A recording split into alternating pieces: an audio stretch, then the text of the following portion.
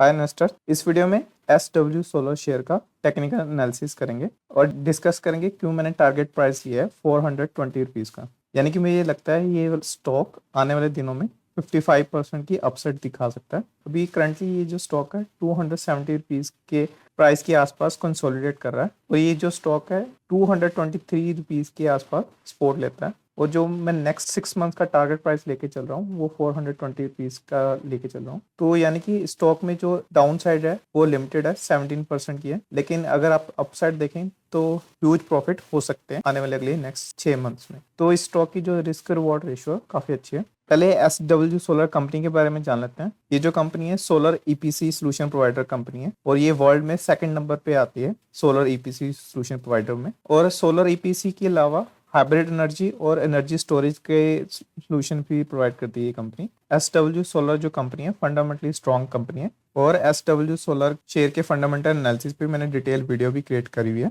SW solar share पे मैंने पहले भी टेक्निकल एनालिसिस करा था, तब भी मैंने टारगेट प्राइस 420 रुपीज़ का ही दिया था और वो वीडियो मैंने 21 जुलाई को पब्लिश करी थी कंपनी के क्वार्टर रिजल्ट अनाउंसमेंट करने के बाद। तो कंपनी का क्वार्टर रिजल्ट था काफ़ी अच्छा था और अगर आप कंपनी की परफॉर्मेंस भी देखें, जो कंपनी की परफॉर्मेंस है वो क्वार्टर बाय क्वार्टर इंप्रूव हो रही है, प्लस उनके ऑपरेटिंग प्रॉफिट मार्जिन है वो भी क्वार्टर बाय क्वार्टर इंप्रूव हो रहे हैं और उनका जो नेट प्रॉफिट है वो भी इंप्रूव हो रहा है, प्लस उनका जो EPS है वो भी धीरे धीरे बढ़ रहा है। अगर हम जून क्वार्टर की बात करें तो जो कंपनी का रेवेन्यू है क्वार्टरली बेसिस पे 92% ईयर ऑन ईयर बेसिस पे ग्रो करा था और उन कंपनी का जो प्रॉफिट था 132 करोड़ था जो कि 663% ईयर ऑन ईयर बेसिस पे ग्रो करा था। कंपनी की जो परफॉर्मेंस है वो क्वार्टर ऑन क्वार्टर बेसिस पे इंप्रूव हो रही है, लेकिन जो SW सोलर शेयर का प्राइस अच्छा खासा करेक्ट हुआ है और करेक्शन की वजह ये थी कि क्योंकि स्टॉक जो था हाई PE पे ट्रेड करा था, तो इसीलिए स्टॉक प्राइस में अच्छी खासी करेक्शन आई थी और जो स्टॉक था उसने 223 रुपीज़ के आसपास सपोर्ट लिया था और वहां से स्टॉक प्राइस में करेक्शन आनी शुरू हो गई थी। तो कंपनी ने जब 17 जुलाई को क्वार्टर रिजल्ट डिक्लेयर करा था, क्वार्टर का रिजल्ट जो था काफी अच्छा था, तो इसलिए मैंने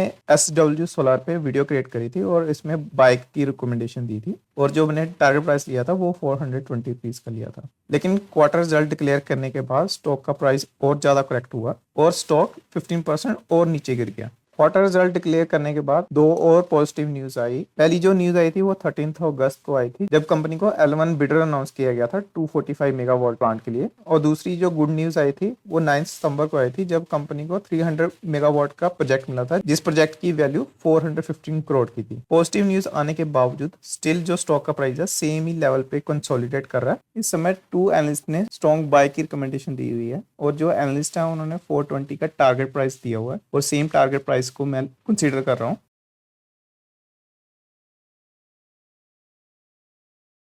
स्टॉक प्राइस ना बढ़ने का कारण हाई PE हो सकता है क्योंकि SW सोलर शेयर जो है अभी भी 57.9 PE पे ट्रेड कर रहा है, लेकिन SW सोलर शेयर का PE हाई ही रहने वाला है क्योंकि ये वर्ल्ड में सेकंड नंबर पे रैंक करती है कंपनी सोलर EPC प्रोवाइडर में, और क्योंकि कंपनी क्वार्टर बाय क्वार्टर काफी अच्छा परफॉर्म कर रही है और कंपनी का जो EPS है वो भी क्वार्टर बाय क्वार्टर इंप्रूव भी हो रहा है। तो आप इस चार्ट में देखेंगे कि कंपनी के जून क्वार्टर के रिजल्ट के बाद कंपनी का जो PE है काफी अच्छा क्रैक कर चुका है और अभी जो कंपनी का PE है 57.9 है, लेकिन मुझे नहीं लगता कि हाई PE कारण है स्टॉक प्राइस ना बढ़ने का क्योंकि स्टॉक ने ऑलरेडी बॉटम क्रिएट कर दिया हुआ है और कंपनी के जो रिजल्ट है क्वार्टर बाय क्वार्टर इंप्रूव ही हो रहे हैं और कंपनी का जो EPS है वो बढ़ रहा है, तो कंपनी का PE भी काफी अच्छे लेवल पे आ चुका है। स्टॉक प्राइस ना बढ़ने का कारण म्यूचुअल फंड की सेलिंग हो सकता है। इस चार्ट में आप देखेंगे कि जो म्यूचुअल फंड है उन्होंने अपनी जो होल्डिंग है उसको कम करा है, जून